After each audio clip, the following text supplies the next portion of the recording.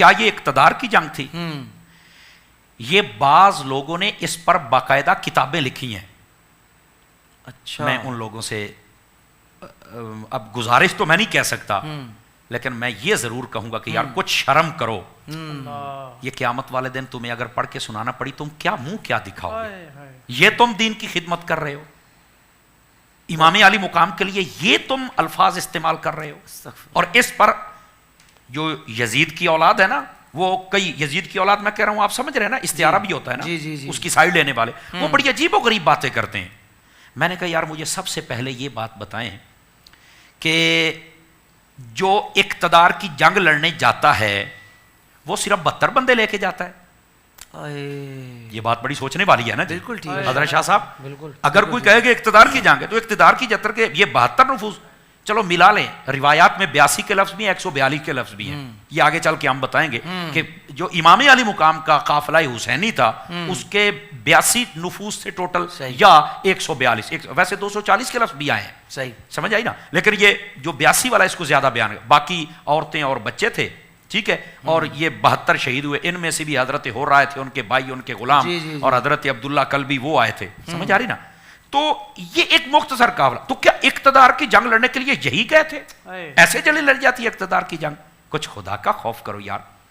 क्यों हकायक पर पर्दा डाल के ये जो शान हुसैन है इस पर गर्द आलूद इसको करना चाहते हो? खुदा का खौफ करो। हुजूर ये बुग़्ज़ नहीं है, बुग़्ज़ अहले बैत तो फिर और किसको कह सकते हैं? और फिर दूसरी बात, जो इक्तदार की जंग लड़ने जाए वो अपने बीवी बच्चे साथ लेके जाता है। जी। ये बात बड़ी सोचने वाली है ना। लोगों की यार अक्ल व खिरत की मुझे समझ नहीं आती कि ये लोग किधर को जा रहे हैं। ठीक है। अच्छा, फिर अगली बात बड़ी तवज्जो तलब है। इमाम अली मुकाम, अगर आपने इक्तदार ही संभालना था जी, तो सबसे मजबूत तरीन इलाका कौन सा था आपके इक्तदार के लिए? देखना, अगर मैं इलेक्शन पे उठूं जी, मेरी कोई राय नहीं है, मैं कोई जहन नहीं रखता, मैं एक मिसाल दे रहा हूं, तो मैं वो अपना हल्का पसंद करूंगा जहां से मुझे पता है कि मैं यहां बड़ी आसानी से अपनी पोजीशन मजबूत कर सकता हूं। तो वो तो मक्का था या मदीना था?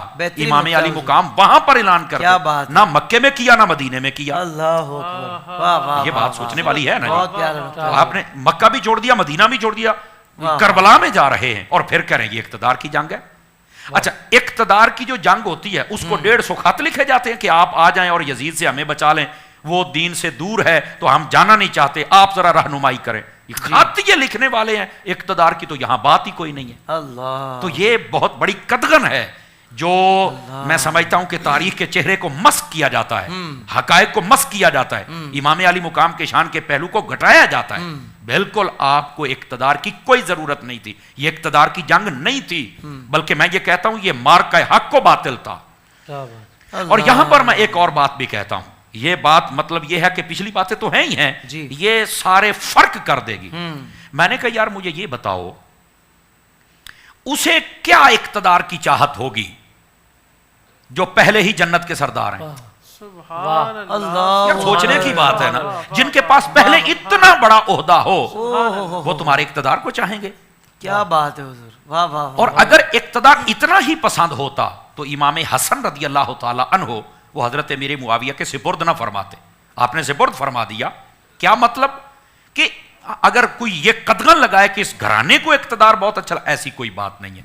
और वो उनको खिलाफत देना ये भी हुजूर की बशारत थी कि ये मेरा बेटा सरदार है और 2 मुसलमान गिरोहों के दरमियान सुलह करवाएगा। क्या बात है। तो यहां से ये कोई ना कहे कि फिर उन्होंने छीनी है, छीनी नहीं जी। हजरत इमाम हसन ने सुलह करके अपनी रजा से अता फरमाई है। वाह वाह वाह वाह वाह, समझ आ रही है ना जी। सुभान तो वो एक अलग मौजू है, जब उस पर बात होगी तो उस पर भी हम पूरा दिफा करेंगे और समझदारी से उस मसले को बयान करेंगे। लेकिन यहां पर यह कहना कि ये इक्तदार की जंग है, अब जाहिल हो गए हो। कोई इक्तदार की जंग नहीं है, ये मार्का हक को बातिल है। इमाम अली मुकाम ये सिर्फ जो फिरौनियत थी, शैतानियत थी और यजीदियत थी, आप इसके खिलाफ निकले थे। और क़यामत तक के लिए ये जो यजीद है ये था और हुसैन है। इमाम अली मुकाम ने ऐसा, अब देखा जाए ना, इक्तदार लोगों के ऊपर करना یہ تو 2-4 سال کے بعد ختم بھی ہو سکتا ہے. یزید بھی 3 سال نہیں نکال سکا تھا. ہائے. اصل اقتدار یہ ہے دلوں پہ حکومت کی جائے, اور وہ میرے حسین آج بھی کر رہے ہیں. اللہ اکبر. تو یہ اقتدار کی جنگ نہیں تھی, یہ جہالت کی باتیں نہ کی جائیں.